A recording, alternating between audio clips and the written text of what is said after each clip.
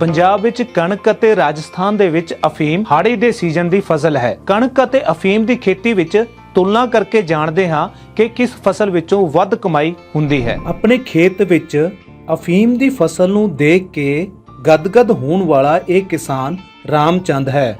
ਉਹ ਰਾਜਸਥਾਨ ਦੇ ਜ਼ਿਲ੍ਹਾ ਪ੍ਰਤਾਪਗੜ੍ਹ ਦਾ ਰਹਿਣ ਵਾਲਾ ਹੈ।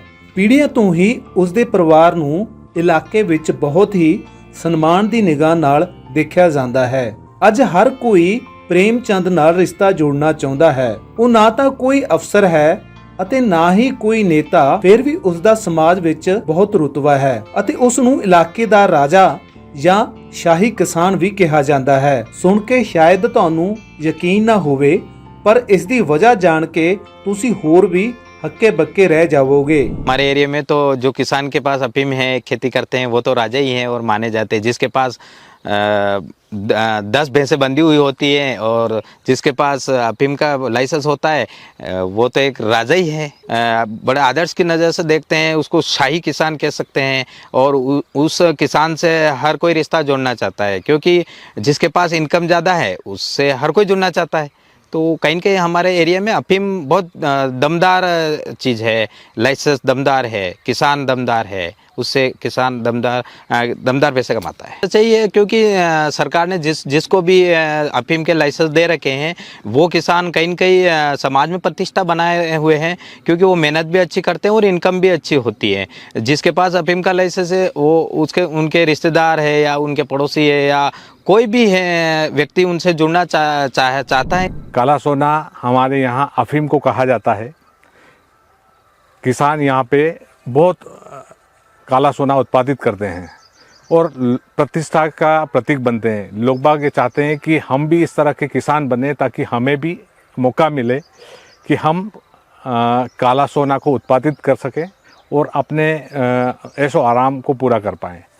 आम किसान इस तरह से नहीं कर पाता है। ਪ੍ਰੇਮਚੰਦ ਨੂੰ ਸਰਕਾਰ ਨੇ ਅਫੀਮ ਦੀ ਖੇਤੀ ਦਾ ਲਾਇਸੈਂਸ ਦਿੱਤਾ ਹੋਇਆ ਹੈ। ਪੁਸ਼ਤਾਂ ਤੋਂ ਹੀ ਉਸ ਦਾ ਪਰਿਵਾਰ ਇਸ ਦੀ ਖੇਤੀ ਕਰ ਰਿਹਾ ਹੈ। ਪ੍ਰੇਮਚੰਦ ਦਾ ਕਹਿਣਾ ਹੈ ਕਿ ਉਹ ਅਫੀਮ ਦੀ ਖੇਤੀ ਵਿੱਚ ਹੋਰਨਾਂ ਫਸਲਾਂ ਦੇ ਮੁਕਾਬਲੇ ਵਧੇਰੇ ਆਮਦਨ ਲੈ ਰਿਹਾ है। ये में सबसे बढ़िया बात यह है कि सरकार ने अफीम लाइसेंस दे रखा है और अफीम लाइसेंस में अगर 10 आरी में 1 लाख का भी अगर इनकम होता है तो 10 आरी में गेहूं के बजाय इसका ज़्यादा मुनाफा आता है। गेहूं अगर 10,000 का बनता है और ये अगर 1 लाख का बनता है तो कहीं न कहीं समाज में रुतबा उस किसान का रहता है। राजस्थान के प्रतापगढ़, मंदसौर, चित्तौड़ और अन्य जो कुछ इलाके हैं जिसमें यहाँ पे बड़ी मात्रा में अफीम का उत्पादन होता है और इसकी अंतर्राष्ट्रीय मूल्य अगर देखा जाए तो ये करोड़ों रुपए में जाते हैं।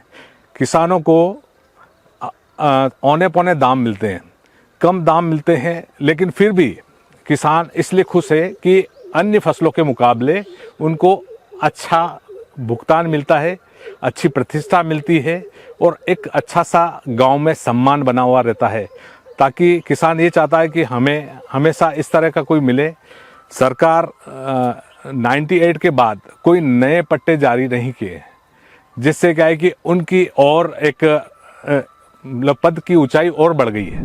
ਰਾਜਸਥਾਨ ਵਿੱਚ ਕਿਸਾਨ ਨੂੰ ਅਫੀਮ ਦੀ ਖੇਤੀ ਕਰਨ ਲਈ ਕੇਂਦਰ ਸਰਕਾਰ ਵੱਲੋਂ 10 ਆਰੀ ਦਾ ਲਾਇਸੈਂਸ ਜਾਰੀ ਹੁੰਦਾ ਹੈ। ਇੱਥੇ 40 ਆਰੀ ਦਾ 1 ਏਕੜ ਹੁੰਦਾ ਹੈ, ਯਾਨੀ 10 ਆਰੀ ਦਾ ਪੰਜਾਬ ਵਿੱਚ ਮਤਲਬ 2 ਕਨਾਲ ਤੋਂ ਹੈ। ਕਿਸਾਨ ਪ੍ਰੇਮਚੰਦ ਨੇ ਦੱਸਿਆ ਕਿ ਕਿਵੇਂ ਕਣਕ ਦੀ ਫਸਲ ਨਾਲੋਂ ਅਫੀਮ ਦੀ ਖੇਤੀ ਜ਼ਿਆਦਾ ਮੁਨਾਫੇ ਵਾਲੀ ਹੁੰਦੀ ਹੈ।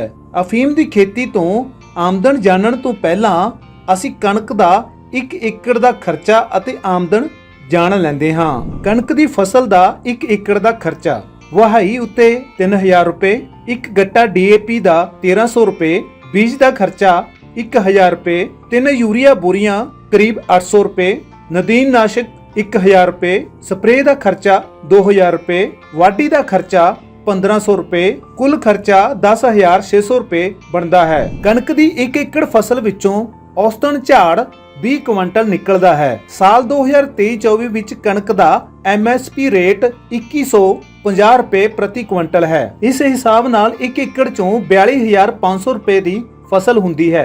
जेकर इस विचों 10,600 रुपए की लागत घटा दित्ती जावे तां 1 एकड़ कणक की फसल विचों 31,900 ਰੁਪਏ ਦੀ ਆਮਦਨ ਹੁੰਦੀ ਹੈ। ਜਿੱਥੇ 1 ਏਕੜ ਵਿੱਚ ਕਣਕ ਦੀ ਫਸਲ ਤੋਂ 31,900 ਰੁਪਏ ਦੀ ਬਚਤ ਹੁੰਦੀ ਹੈ, ਉੱਥੇ ਹੀ ਅਫੀਮ ਦੀ ਖੇਤੀ ਵਿੱਚ ਖਰਚੇ ਕੱਢ ਕੇ 4,86,120 ਰੁਪਏ ਬਚ ਜਾਂਦੇ ਹਨ। ਆਓ ਜਾਣਦੇ ਹਾਂ ਕਿਵੇਂ।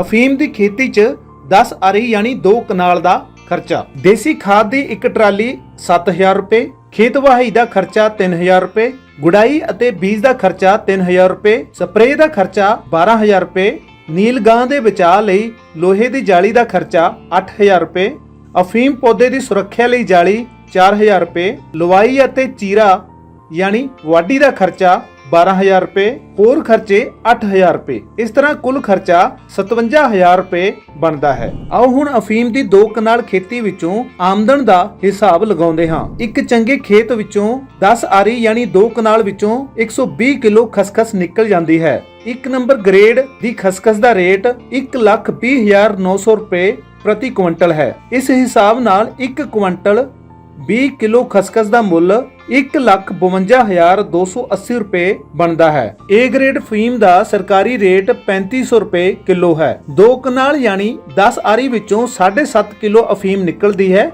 ਜੋ ਕਿ ਕੁੱਲ 26,250 ਰੁਪਏ ਦੀ ਬਣਦੀ ਹੈ। ਇਸ ਤਰ੍ਹਾਂ ਖਸਖਸ ਅਤੇ ਅਫੀਮ ਨੂੰ ਵੇਚ ਕੇ ਕਿਸਾਨ ਨੂੰ 1,78,530 ਰੁਪਏ ਬਣਦੇ ਹਨ। ਹੁਣ ਇਸ ਰਕਮ ਵਿੱਚੋਂ 57,000 ਰੁਪਏ ਦੀ ਲਾਗਤ ਨੂੰ ਘਟਾਉਣ ਨਾਲ ਕਿਸਾਨ ਨੂੰ 1,21,530 ਰੁਪਏ ਦੀ ਆਮਦਨ ਹੁੰਦੀ ਹੈ। ਇਸ ਹਿਸਾਬ ਦੇ ਨਾਲ ਕਿਸਾਨ ਨੂੰ 1 ਏਕੜ ਅਫੀਮ ਦੀ ਫਸਲ ਵਿੱਚੋਂ 4,86,120 ਰੁਪਏ ਦੀ ਆਮਦਨ ਹੁੰਦੀ ਹੈ। ਹੁਣ ਇਹ ਗੱਲ ਸਾਬਤ ਹੋ ਚੁੱਕੀ ਹੈ ਕਿ ਅਫੀਮ ਦੀ ਖੇਤੀ ਵਿੱਚੋਂ ਚੋਖੀ ਕਮਾਈ ਹੈ।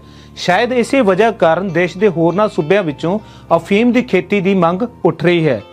ਤੁਹਾਡੀ ਇਸ ਮਾਮਲੇ ਵਿੱਚ ਕੀ ਰਾਏ ਹੈ? ਕਮੈਂਟ ਵਿੱਚ ਜ਼ਰੂਰ ਦੱਸਣਾ।